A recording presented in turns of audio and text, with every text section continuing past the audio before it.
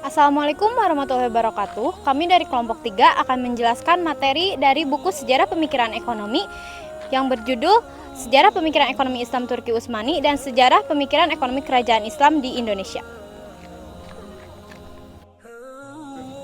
Asal-usul dan perkembangan Turki Utsmani. Asal muasal bangsa Turki berpulang kepada ras Mongolia. Turkistan yang berada di tengah benua Asia dikenal juga dengan Asia Tengah, membentang dari dataran tinggi Mongolia dan Cina Utara di bagian timur hingga Laut Kazvin di sebelah barat, dari lembah Siberia di sebelah utara hingga anak benua India dan Persia di sebelah selatan berdiamlah suku Algiz dan kabilah-kabilahnya yang besar. Mereka dikenal dengan sebutan Turk. Saat ini daerah tersebut dipresentasikan Republik Kazakhstan, Republik Turkmenistan, Republik Tajikistan, Republik Kirgistan, Republik Uzbekistan, dan beberapa wilayah lain yang belakangan memerdekakan diri dari Uni Soviet dan sebagian daerah yang dikuasai Cina seperti Xinjiang. Daulah Utsmaniyah berasal dari keturunan suku Kai Turkiman yang dikepalai oleh Sulaiman Shah bin Kayaalp, kakek dari pendiri Utsmaniyah Osman bin Ertugrul. Di masa keturunan selanjutnya, yaitu Sultan Muhammad II Al-Fatih, mampu menaklukkan Konstantinopel yang diubah namanya menjadi Istanbul, berarti negeri Islam. Selanjutnya, perubahan negara Utsmani dari kesultanan menjadi kekhalifahan terjadi di masa Khalifah Salim I di tahun 1517 Masehi, dengan banyaknya wilayah yang telah ditaklukkan dari timur sampai ke barat. Pada tahun 1923 Masehi, Atatürk mengumumkan penghapusan kekhalifahan dan mendeklarasikan berdirinya Republik Turki. Maka berakhirlah kekhalifahan Utsmani di masa Khalifah Abdul Majid II. Mereka berbondong-bondong memeluk Islam di masa pemerintahan Daulah Umayyah. Selanjutnya pada era Mutawakil, orang-orang Turki menjadi penopang militer negara, sehingga Sugur Anatolia praktis di bawah mereka yang selanjutnya menjadi wilayah awal perkembangan Turki Utsmani. Sektor perekonomian Turki Utsmani sebagian besar adalah pertanian yang didukung oleh sektor perdagangan dan industri. Aktivitas perekonomian negara banyak difokuskan kepada pajak pertanian dan proporsi sumbangannya tinggi dalam keuangan publik Turki Utsmani. Dalam perdagangannya mengikuti tradisi negara-negara timur yang sangat lama merupakan ajaran Islam dalam akad-akad Islam. Metode pembiayaan perdagangan yang jarak jauh dan beragam usaha musyarabah. Selain itu akad musyarakah pun digunakan, yaitu musyawadah dan inan. Sistem perdagangan ini terus berkembang di masa Turki Utsmani yang memegang erat ajaran Islam, tidak hanya ibadah tetapi malah juga. Pemerintah Turki Utsmani mempercayai bahwa pedagang dan pengrajin sangat diperlukan dalam menciptakan kota metropolitan yang baru. Karena itu, pemerintah menggunakan segala cara untuk menarik dan menenangkan mereka di ibu kota baru dengan memberikan pembebasan pajak dan kebebasan hukum dari kekaisaran, sehingga mendorong mereka untuk datang dan menetap atau mendatangkan mereka secara paksa ke ibu kota. Sumber pendapatan negara lainnya berupa pendapatan bea cukai pelabuhan, penambangan, atau 1/10 dari hasil pertanian dalam sistem moneternya. Turki Utsmani ada 3 tingkatan koin mata uang, yaitu emas, perak, dan tembaga.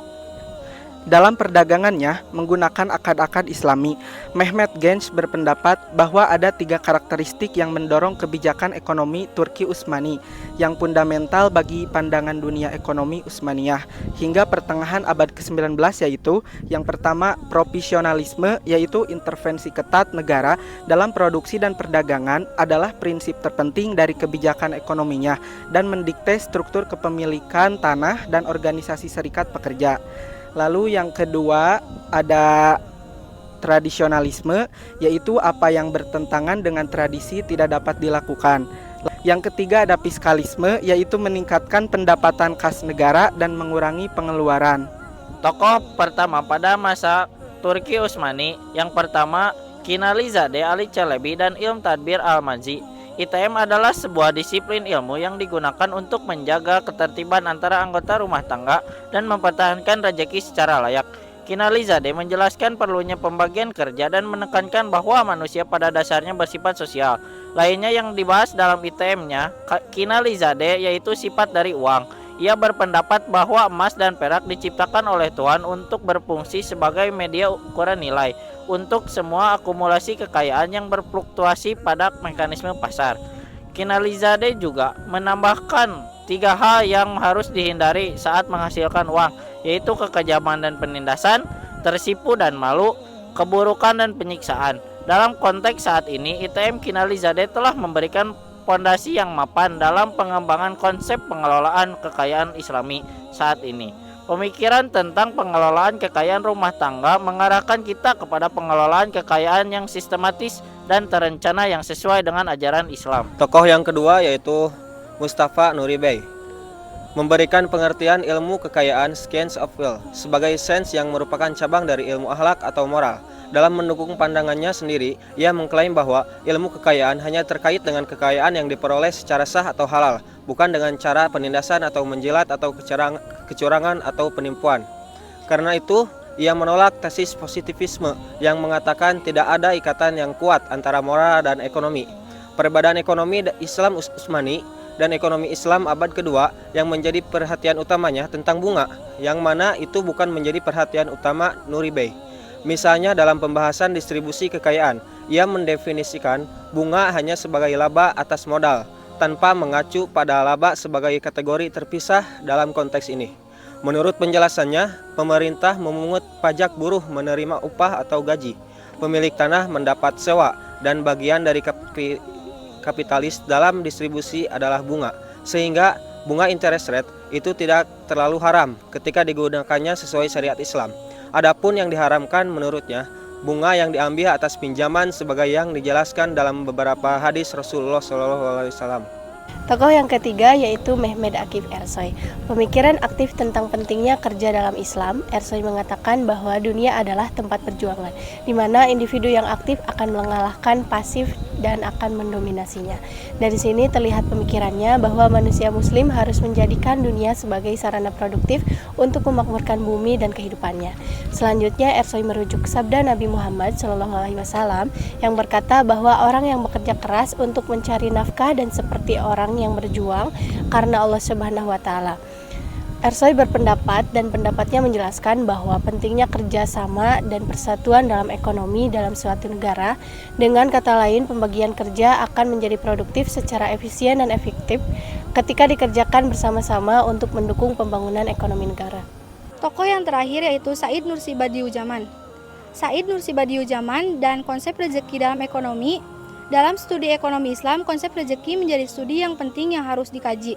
Badiujaman mengatakan bahwa rezeki langsung diawasi oleh Yang Maha Kuasa dari kemuliaan dan datang langsung dari pembendaharaan rahmatnya. Di antara cara-cara yang baik ketika memperoleh rezeki yaitu mengeluarkannya dengan cara hemat. Menurutnya, berhemat menunjukkan rasa hormat terhadap karunia Allah Subhanahu wa taala dan menguntungkan bagi yang melakukannya. Jadi, dalam konsep rezeki Badiujaman menjelaskan inti dalam aktivitas ekonomi Islam adalah hemat yang harus dilakukan dalam konsumsi, produksi, dan distribusi. Karena itu, ekonomi Islam disebut sebagai istishad. Permasalahan kelangkaan menjadi inti dari pembahasan ekonomi modern akan terselesaikan ketika konsep hemat ini diterapkan. Tetapi sayangnya itu tidak dapat terjadi ketika landasannya adalah materialisme, individualisme, dan self-interest. Kesimpulan bab 11 yaitu Daulah Turki Utsmani merupakan khalifah Islamiyah yang cukup lama berkuasa di dunia Islam yang wilayah kekuasaannya meliputi timur dan barat.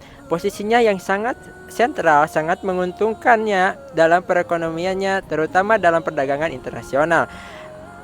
Selain perdagangan, Turki Utsmani juga mengandalkan pertanian dan industrinya, terutama di bidang tekstil. Aktivitas-aktivitas ekonomi Turki Utsmani berpegang teguh pada ajaran dan tradisi Islam yang banyak melihat kepada daulah-daulah sebelumnya. Sekian pembahasan bab 11 dari kelompok kami, semoga bermanfaat. Mohon maaf apabila ada kesalahan dan kekurangan. Wassalamualaikum warahmatullahi wabarakatuh.